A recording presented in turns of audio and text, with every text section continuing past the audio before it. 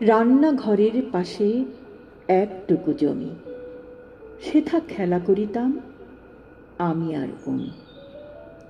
ছাই জমেছিল ঠিক পাহাড়ের মতো, পোড়া কয়লায় তারে সাজিয়েছি কত। পুঁতেছি তেঁতুল বিচি তারই এক ধারে, সেটা গাছ হয় কিনা তাই দেখিবারে। রোজ রোজ জল দিই সকালে বিকেলে, দুধ কিছু বাকি রাখি তাও দিই ঢেলে। একদিন ভোরে দেখি দুটি কচি পাতা মাটির ভেতর থেকে তুলি আছে মাথা।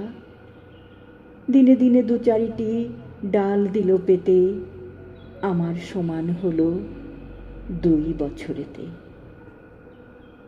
একটি সে গাছ, সেই আমাদের বোন, আমরা 2 ভাই, সেথা রাম লক্ষ্মণ। বশিষ্ঠ মহামুনি তারও বাসা আছে, ভুঁয়ে তার দাড়ি লোটে জটা লাগে গাছে। সেথাই হরিণগুলো মেনেছিল পোষ, লড়াই করিত এসে যত রাক্ষস।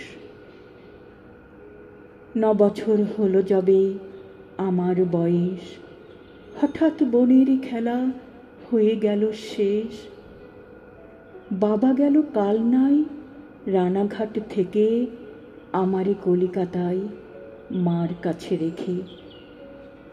রাত্রিরে বালিশের পরে মাথা থুয়ে তেঁতুল গাছের কথা রোজ ভাবি শুয়ে।